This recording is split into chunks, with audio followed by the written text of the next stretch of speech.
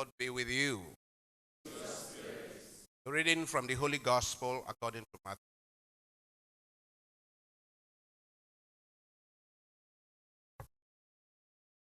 At that time, Jesus said to his disciples, "You are the salt of the earth. But if salt has lost its taste, how shall its saltiness be restored? It is no longer good for anything except to be thrown out and trodden underfoot by men. You are the light of the world. A city set on a hill cannot be hidden. Nor do men light a lamp and put it under a bushel, but on a stand, and it gives light to all in the house. Let your light so shine before men that they may see your good works and give glory to your Father who is in heaven." The Gospel of the Lord.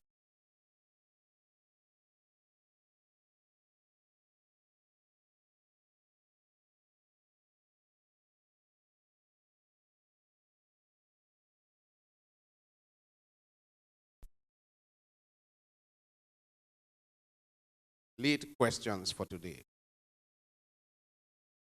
Question number 1. What does the prophet mean, the prophet Isaiah, when he says in our first reading of today, Isaiah 58, 7-10, "If you take away from your midst the yoke," the pointing of finger. That's very graphic, isn't it? Point finger, not towards me, towards somebody else. Let me see. No, this is what you go. This one is not the pointing of finger. The pointing of finger they are talking about, you know it now. It is. Is it the same as? Aha. If you take away the yoke and the pointing of finger usually threats. What does the prophet mean? Question 2. For what reason did St. Paul go to Corinth in weakness, as he says? He went to Corinth in weakness, proclaiming nothing but Christ crucified. 1 Corinthians 2, 1-5. For what reason did Paul go to Corinth in weakness, proclaiming nothing but Christ crucified? Question 3. When Jesus calls us, his followers, the salt of the earth and the light of the world, what exactly is he demanding of us? And question 4. List the measures you are taking daily as a Christian to shine the light of Christ in a corrupt society such as our own. What are the measures you are taking as a Christian to shine the light of Christ in a corrupt environment, in a corrupt society such as our own? Yes, Emmanuel. I just hope that you don't know anything about corruption. I want to answer question 2. Question 2, yes. For what reason did St. Paul go to Corinth in weakness, proclaiming only Christ crucified? He went to Corinth to proclaim only about Christ crucified, so that his faith might not rest in the wisdom of men, but in the power of God. So that their faith may not rest in the wisdom of men. If he went using classical philosophy, the wisdom of the ages, then it means their faith will rest on the wisdom of men. But he went using a logic that is completely strange to contemporary philosophy and wisdom. Christ crucified. Give him a round of applause.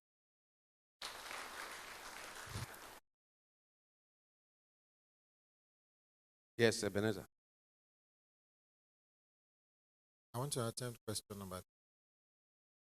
When Jesus calls his followers, Salt of the earth.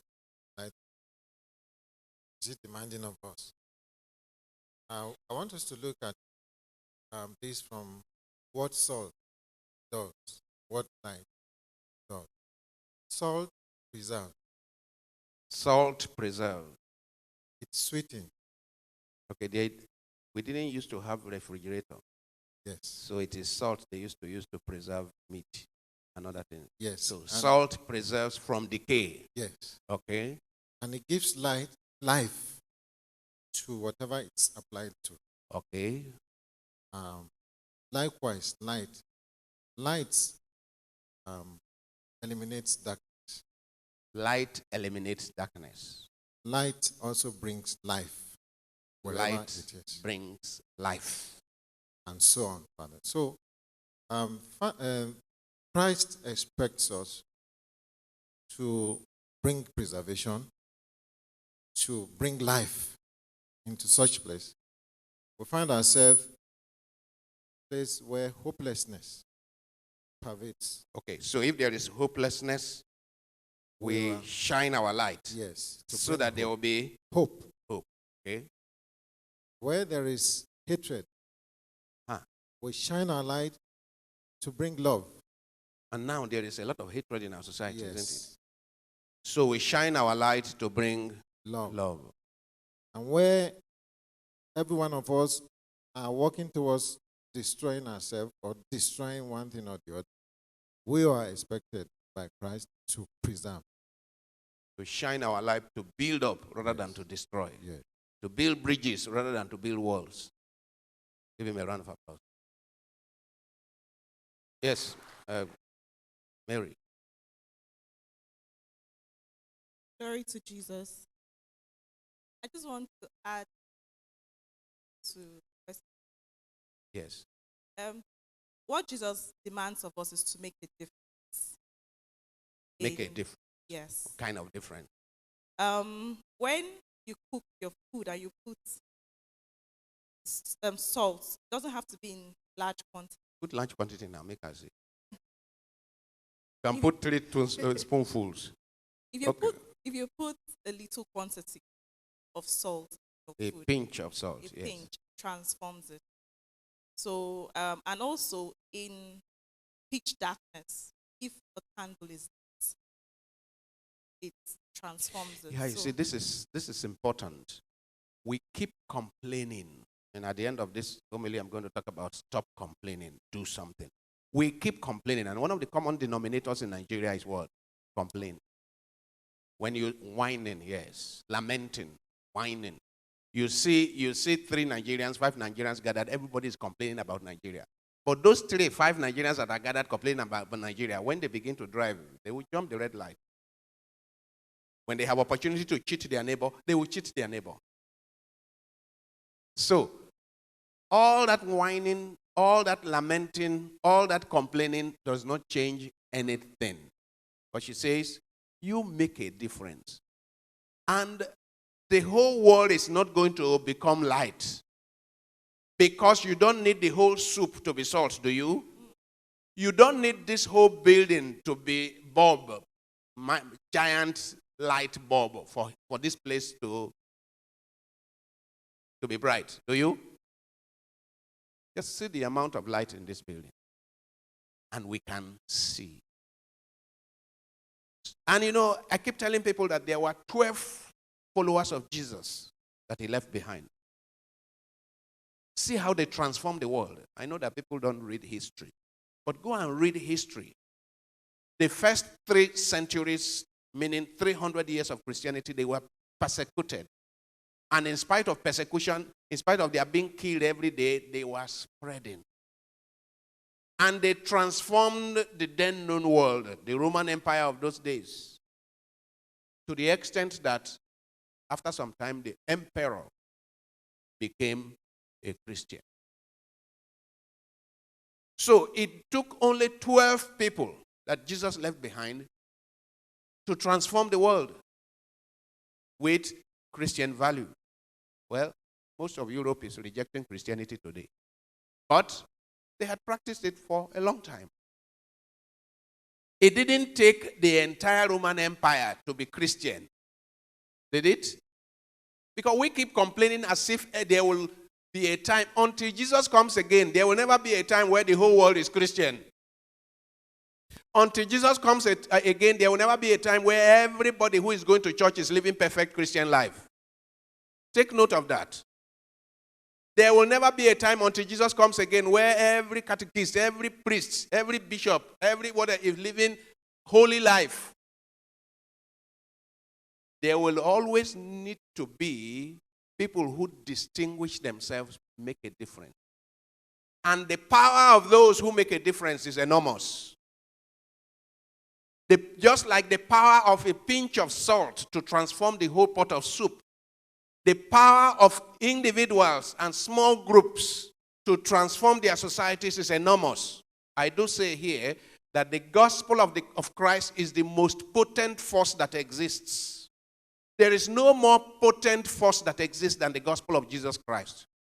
So if those of us who are here, if those watching us, if they take that gospel of Christ and apply it in their families and apply it in their working places and apply it in the marketplace and everywhere and on the highway, Nigeria will be transformed. Stop complaining. Do something. Make a difference. This is the point. That when Jesus calls us the light, Jesus knows that every human being will not be light. So he calls his followers the light. When he calls us the salt, he knows that the whole pot of soup will not be salt. So he calls us, who are his few followers, to say, be salt. But you see, we keep complaining, oh, the world is not sweet. The world is so bitter. The world is in darkness. You, uncle. Have you joined them in darkness?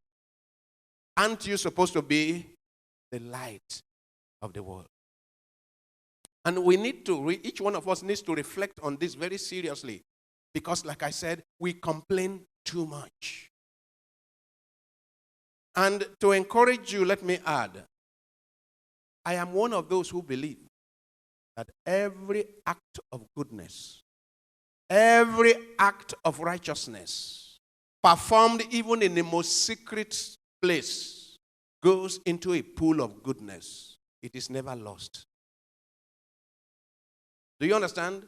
You may never be acknowledged in your lifetime. Don't worry.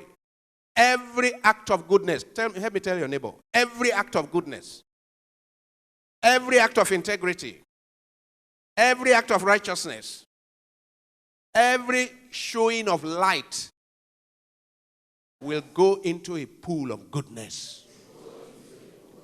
It will never be lost.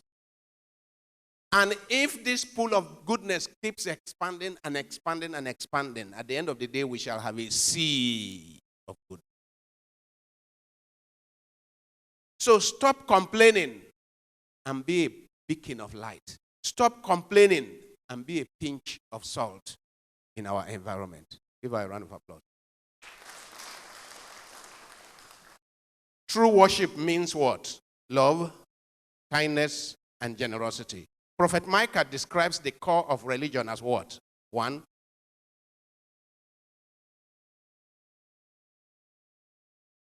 again, doing justice. Micah chapter 6 verse 8, doing justice, loving tenderly and walking humbly before our God. You know, this is the summary of Micah. And doing justice involves a lot, including all we have been saying, isn't it? When somebody is before you in a queue, whether a physical queue or a queue of cars, and you do bypass to pass the person, is that justice? No. It is only in the jungle that is allowed, you know, in the jungle. So the jungle law is survival of the fittest. But in civilized society, I was explaining to some people, in civilized society, 2 people meet at a door. It doesn't matter whether you are the one in front. 2 of you meet at the door. Civilized people, the more civil person steps back for the other person to pass. What happens in this country? the two struggle to squeeze themselves in.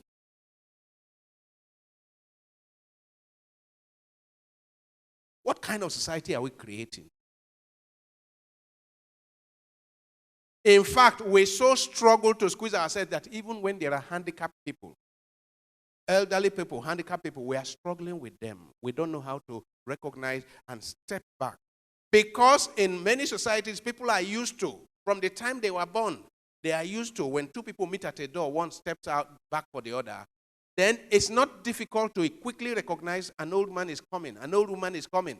Oh, he's frail, she's frail. You quickly, even though you are in front of him or her, you step back for him or her to pass. When are we going to learn this? How are we going to teach our children if we do not begin? Because you see, children are copyists. They copy what they see. Tomorrow we start complaining about the young generation and what they have become. You know where it started? From us. Loving tenderly. Doing no harm. Instead, showing compassion. And compassion means a lot. Compassion means smiling to somebody who is not looking too well and helping the person to relax. I was just reading about somebody in Czechoslovakia who started an academy for humor academy, and how a child was dying of cancer.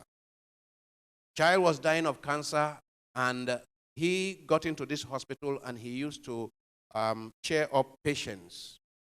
And then he wanted to go into this world. The doctor said, well, this child will not be able to respond to your humor because the child has cancer and the system is shutting down one after the other. She can no longer see.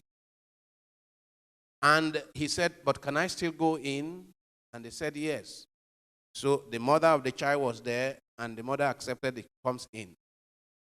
And he said, of course, he tried to say a few things. The child was not seeing, but the child was hearing. Now, the next thing that happened was that a bird flew in. As a bird flew in and the bird was doing choo-choo-choo-choo-choo-choo-choo, he began to play with the bird. Pursue the bird all over the room. Sometimes the bird goes under the bed, goes whatever. The bird couldn't find the window easily. So he would chase after the bird and then catch the bird and throw the bird out to go through the window. The bird will fly out and fly right back in. And they just kept pursuing themselves, doing hide and seek, himself and the bird. After some time, it became very funny. The child began to smile. Child who couldn't see, who was hearing the bird sing, and who was hearing this comedian, running around, child began to smile. And that it happened for quite some time. And of course, he sang and whatever, played guitar and so on and so forth for the child and left, even though he didn't know how much the child was hearing, but left. He said it took him 3 months to get back to that hospital. He was going from hospital to hospital. That 3 months after, he was told, we don't know what you did with this child. From that day, the systems that had collapsed began to revive one after the other. Loving tenderly. You can Google it. The Czechoslovakian hospital comedian or hospital humorist. They have actually set up an academy to train people so that they can be humorists in the hospitals that go from bed to bed to help people come out of their blues with humor. Prophet Isaiah lists the following as the right condition for a good relationship with God. What are they? Sharing your bread with the hungry, sheltering the homeless, clothing the naked, doing away with oppression, and abandoning the wicked word. Julian talked about the corporal works of mercy and the spiritual work of mercy. Again, Isaiah says, if you do away with the yoke, the clenched fist, the wicked word, if you give bread to the hungry and relief to the oppressed. Do you notice that different translations have it? One says the pointed finger. The other one says the clenched. It's the same thing, right?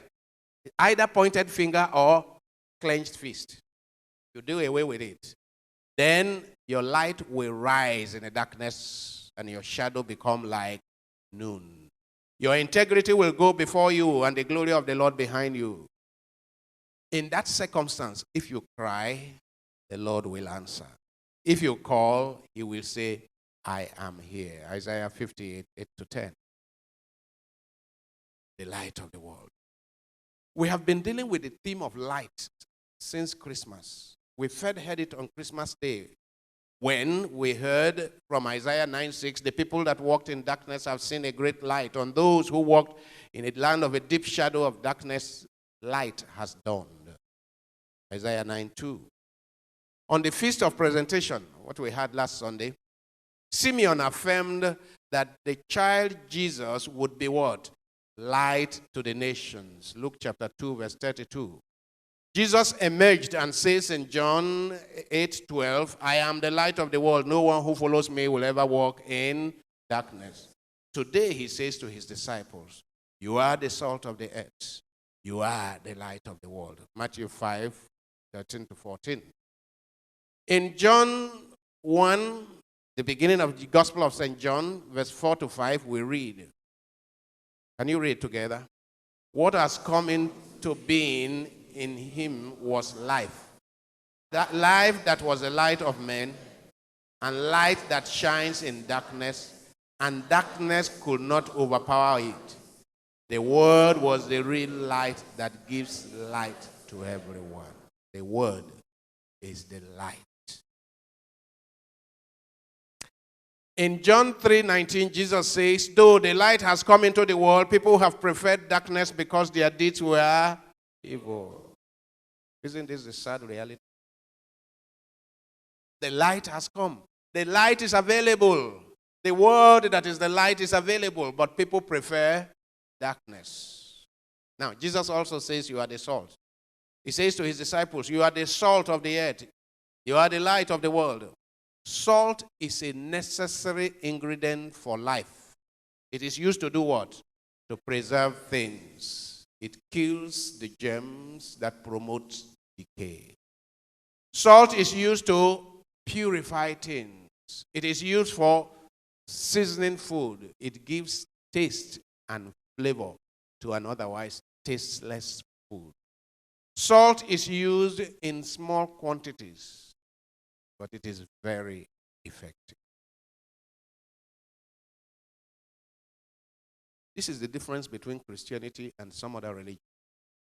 Some other religions believe that everybody has got to be in their religion before they can find fulfillment. Christianity doesn't believe that.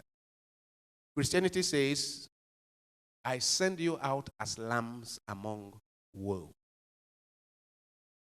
I send you out to be salt in the midst of a tepid, in the midst of a bitter world. Send you as salt. And I keep saying it is not in the nature of salt to be dominant in the soup, right? It is not in the nature of salt to be the dominant element in the soup. Salt is usually the minority element in the soup, but it becomes effective. If you put a spoonful, somebody came to my house one day, and how many of you know the color of Malaysian sea salt? Pink, right? Malaysian sea salt was on the table. And he made a cup of tea. And took two teaspoonfuls of my, by the way, expensive Malaysian sea salt. Took the kind that would have lasted me 1 month. Took 2 teaspoons of Malaysian sea salt and poured it in the soup and seared it. Then the next thing, I didn't know I was working on the next thing I saw is that I said, what happened? So he thought it was sugar.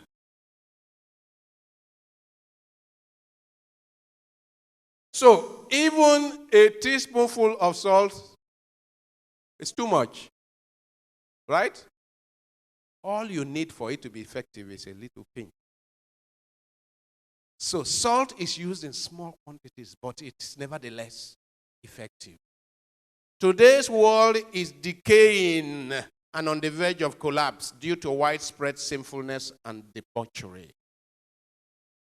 We all agree, don't we? Sinfulness and debauchery seen in what? Selfishness and greed, wickedness and hatred, fraud and deceit, violence and crime, oppression and manipulation, adultery and fornication, pornography and prostitution. The decaying world is in dire need of something. The decaying world is in dire need of powerful preservatives, sanitizers, and antiseptic agents. And what are to be sanitizers, preservatives, and antiseptic agents? What are to be? You and I.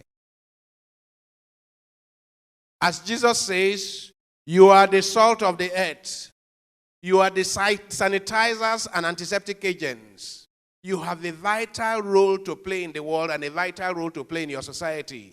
Brothers and sisters, do you recognize that when you are in traffic and everybody is bypassing and doing all kinds, that you have a role to play in those circumstances? When you are in an environment, in an estate where people are bypassing NEPA bills, you have a role to play like Louis played. If you are in an office where people are doing all kinds of settlement, you have a role to play. You are not just a figurehead there. You have a role to play. Use your good deeds to do something. Use your good deeds to do what? To preserve the world from corruption and decay. Use your good deeds to cleanse and purify humanity of its many impurities. Use your good words to safeguard men and women in truth and in wholesome humanity. Use your good deeds to give taste to an otherwise tasteless. How many of us believe that we can do that? How many of you believe we can do that? Oh, only a few. I wish at this point each person should raise up his hand, because the Lord is taking note of those who are making such commitment. The Lord is taking note. I ask again, how many of us believe we can do that? I'd like you to raise your hand so that God can bless it and give you all it takes to do it.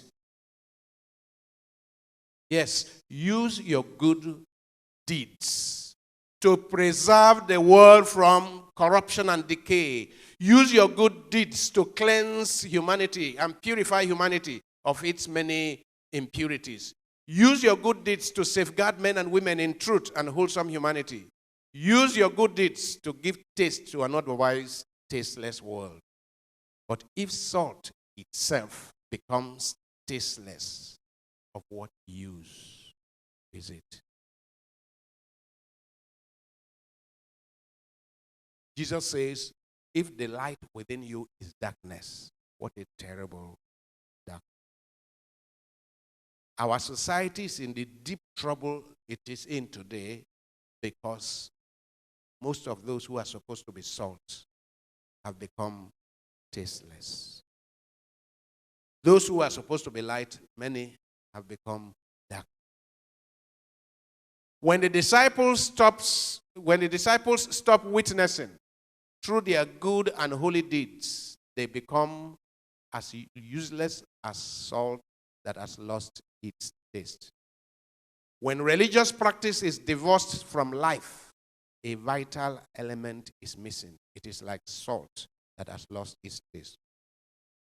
This is why you hear me keep saying that, look, when you do not make the word the focal point of your preaching, when miracles are made the focal point of preaching, you know what happens?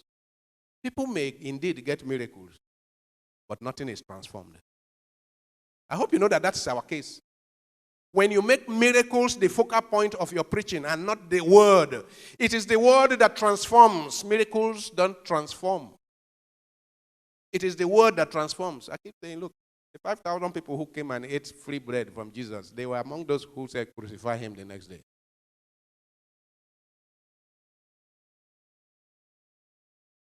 So we need to invest in the word that transforms, the word that is life. If the worship of God is limited to the church building and does not translate to social transformation, the salt has lost its usefulness. And indeed, many people are rejecting the practice of Christianity today. Part of it is salt that has lost. When you think about it, if we give loud witness to the gospel of, if we give true witness to the gospel of Christ by the life we live, and we touch people positively, we touch people with compassion, with empathy, with kindness, with tenderness, how will people reject the gospel of? How will those around us not seek more of what it is that makes us tick? How? So if people left, right, and center are rejecting the gospel, we need to ask ourselves, how are we giving witness to the gospel? I mean, people keep talking. Yesterday, Chidebere, we were talking about the younger generation and the lack of sense of faith, sense of whatever. Well, parents need to re-examine. We need to re-examine our lives as to how are we giving witness to these children. Later today, I'm going to talk about the role of parents in being the first catechism teachers of their parents, of their children. The first catechism teacher. And the home as the first church. But when parents never sit down to discuss their faith with their children, is it a surprise 25 years after that the child has no time for religion? Is it a surprise?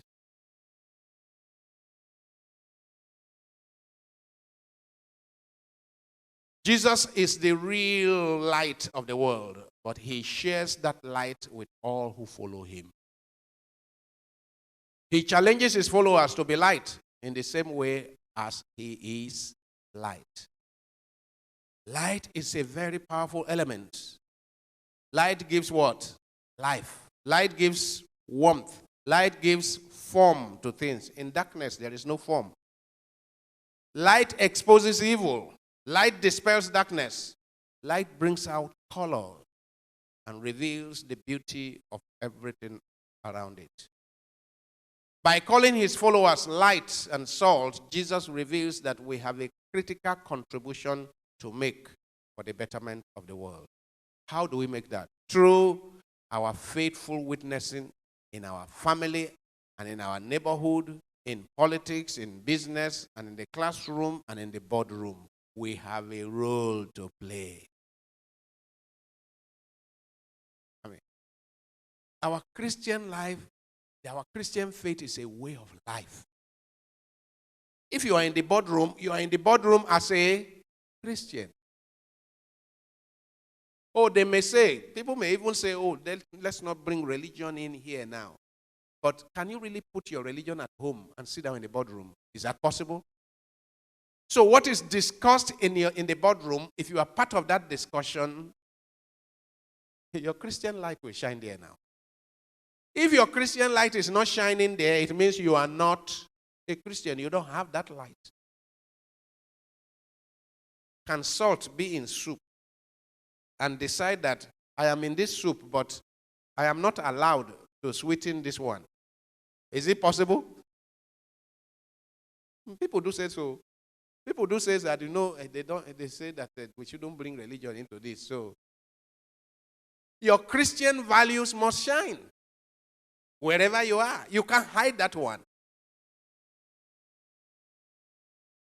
Your Christian values must shine. And there are costs to pay. Mind you, there are costs to pay. The early disciples almost all died for the faith. There are costs to pay, meaning that there are times you would want to bring your Christian values and it is rejected by the majority. There are times you may lose your job. And I challenge a number of our people who work in international agencies, who promote values that their faith clearly reject, but because they are earning big money, they keep quiet. You are in an agency that deliberately promotes abortion. Are you hearing me? You are in an agency that has plans well deliberately worked out plans to promote abortion in many poor African countries. Because you are earning good money, you keep quiet. It goes against all your values, but you keep quiet. Do you really have those values? You don't have. If you had the values, you will speak against it. They will sack you. You will go out and spend the rest of your life speaking against it.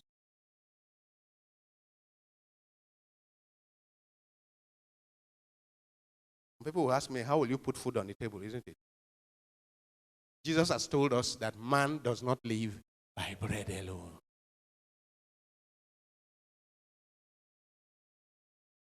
Those who made it possible for us to have Christianity today, I mean, if Christianity means anything to us, those who made it possible for us to have Christianity today, they paid costly price. And Jesus envisaged that when he said, if anyone wishes to be a follower of mine, he must lay down his life, carry his cross, and follow me. Don't imagine that you can be a Christian and to be just sugar in the morning, sugar in the evening. It's not possible. Jesus never promised us. Yes, through such deeds, good deeds as love and compassion, generosity and kindness, truth and justice, humility and self-sacrifice, chastity and purity, piety and devotion. You need a dose of discipline to live the Christian life, my dear friends. We can't, one of the things that challenges we're having today is, how do you raise our young people, our children, in a life of discipline? Because without discipline, can you live the Christian virtues? How? How are you going to live the Christian virtues without discipline? I mean, some people, and more particularly elite parents, the children are little tyrants in the home. Yeah, the children are little tyrants in the home. They cannot be scolded. They cannot be touched. They are little tyrants. They get whatever they want. A child that gets whatever he wants when he wants, that child will be a little tyrant at home, and that child will be unleashed on society as a major tyrant.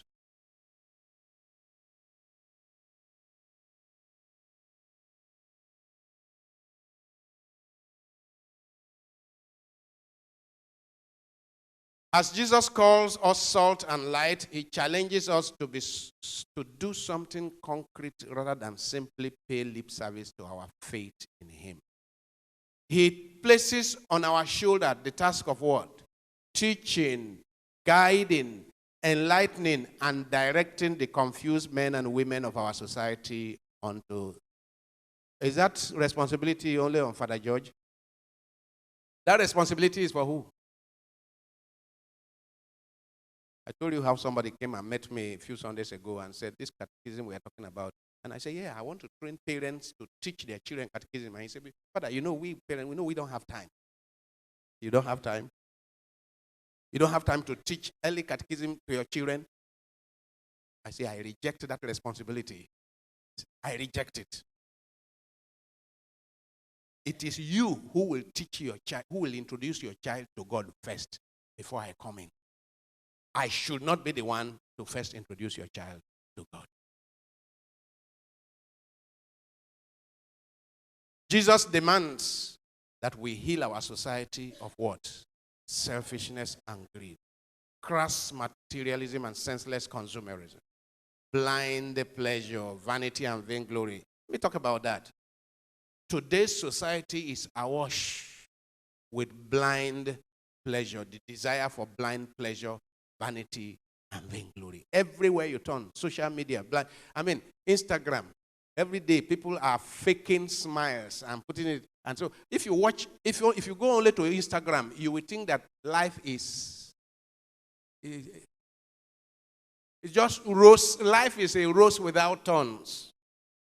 Fake, isn't it?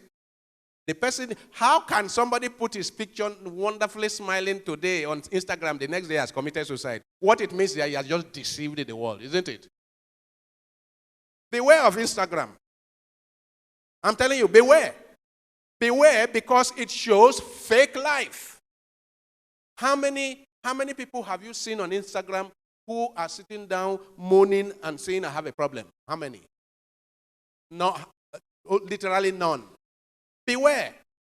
Because you know what it can do? It can send you into depression because you think everybody is happy and you are the only one that is sad. I hope you know. What is it that leads people into depression the most? It is when you think everybody is having it good and you are having it terrible. And this social media has a way of giving that wrong impression. The person who has posted that flamboyant picture of by the seaside, whatever, you don't know if he never slept all night, moaning, lamenting. But in the morning, he snaps, he fakes a smile, smacks something, and puts it on Instagram. You see it, and you see us, and then you say, what is wrong with me that my own problem is like this? So a lot of what we see on social media is what? Fake. It's fake. Social media is fantastic, but let us be careful. You can get the wrong message. There's too much vanity. I mean, you put 10 pictures a day of yourself on social media. What do you want to, what is it? I said it at our meeting yesterday of friends. I said, people who spend 5, 10, 15, 30 minutes before the mirror every day, do you recognize that until 200 years ago, there were no mirrors? People had no opportunity to look at their face. And did they not live reasonable lives? Didn't they? Something has happened to our generation, We spend too much time on vanity and vainglory. We spend too much time on the idolatry of the self. I say until 200 years ago, people had no opportunity to look at their face. They had no idea. Unless what the people tell them. They had no idea. There were no glasses or mirrors. They could see some vain image if they are by the water. But they couldn't see their faces. And they still lived reasonable lives. So why do you think that you must spend so much looking at your face, your beautiful face? Vanity. It's vainglory. And we who are Christians, we need to keep challenging one another. How much time do you spend before the mirror a day? Let's keep challenging one another. In fact, we are doing this to the extent that it has given birth to a new profession called makeup artists.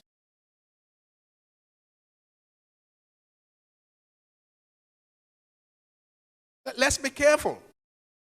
Let's be careful because, listen, if you consider it. If you spend 10, 15 minutes before the mirror, worshiping yourself before the mirror, and you do not spend 10, 15 minutes worshiping your God, isn't there a problem? Isn't there a problem? If you have not spent 5 minutes to read the word of God in the day, and you have 5, 10 minutes to spend decorating your face and admiring your face, is there not a problem? And some of you do not know the consequences of this. The consequences of this is that our life is becoming inward-looking rather than outward-oriented. That's vanity. That's vainglory. And a lot of the adverts that we're exposed to, yesterday we were discussing it, that even people who are supposed to be responsible, who are corporate affairs managers, corporate communication managers in companies, what kind of human beings do they get to be product ambassadors? Must it be some crazy people? Can't you get responsible people to be product ambassadors? Do you understand what I'm saying?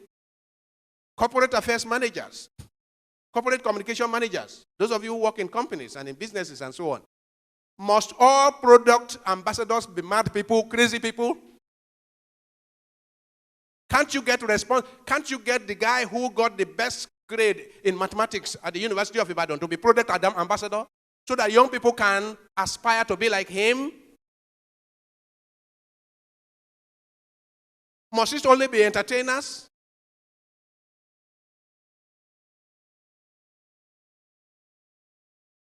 Can't you get the woman who constantly found, Josephine, right? Who constantly found money at the airport in Lagos? Josephine Ugu constantly found money at the airport in Lagos and constantly big monies, and she's a very poor cleaner. Surrenders it to the authorities. Can't you show her as a product ambassador? Is she not worth emulating? Why must it be just crazy people? And I say, Something is wrong with those corporate affairs managers. Because it just shows their level. Do you know the consequences of this vanity and vainglory that we are doing? Do you know the consequences? The consequences is that in the last 2 weeks, in the last 1 month, I've been at 2 secondary schools. And in those 2 secondary schools, I asked the children, how many of you have ever heard of Chike Obi? Not one of them has heard of somebody called Chike Obi. How many of you have heard of Tai Solani? Not one of them has ever heard of Tai Solani. Aha. But all of them have heard of all the crazy entertainers in this country. Do you know the consequences of that? Part of the consequences of that is that our young people, those they have as role models, are the kind of people that their parents cannot associate with as a friend.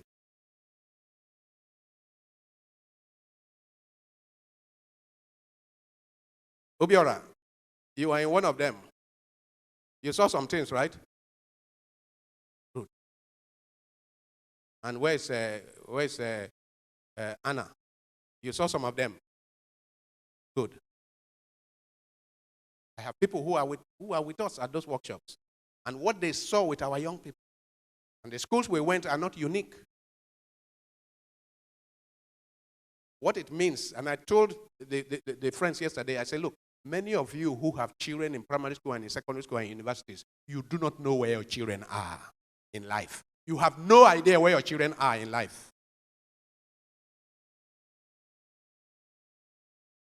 And I have constantly said that if you, mother, father, if your photo is not used as the screensaver of your child's phone, find out whose photo is there. It may be Naira Marley.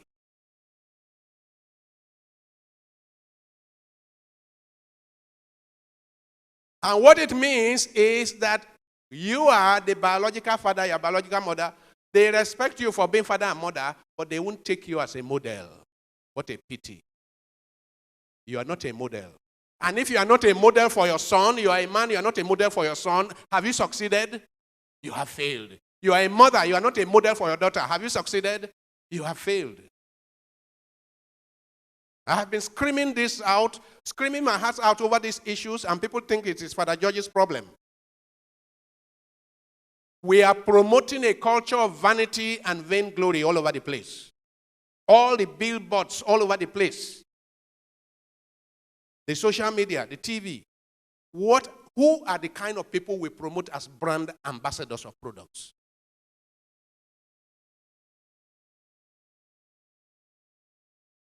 And then we keep celebrating these things. We don't know that it is the things we celebrate that the young people will copy. Why do young people want to follow these people? Because they see that we celebrate them. They even see their parents excited about them.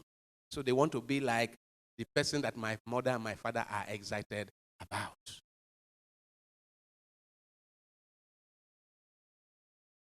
Jesus challenges us to be champions of a meaningful and purpose-driven life. Many young people, one of those that went with us a workshop in one of those schools, she came back and told us that she does not think she wants to get married anymore. Why? If this is what raising children is all about, I am scared of having to raise children.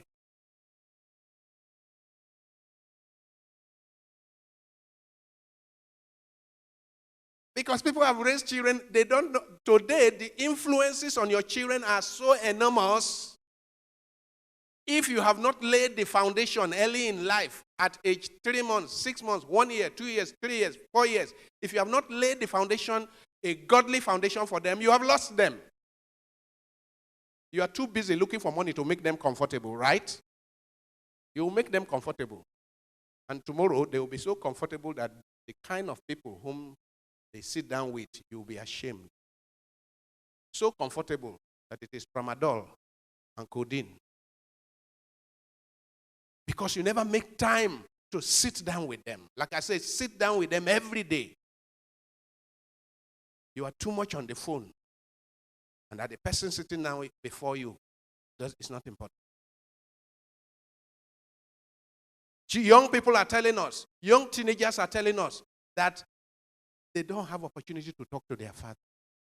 They don't have opportunity to talk to their mother. They have issues, but they don't have somebody to talk to. This is what you are there throughout. And you have to carry a lot of those burdens. You will need the debriefing yourself. You will need debriefing.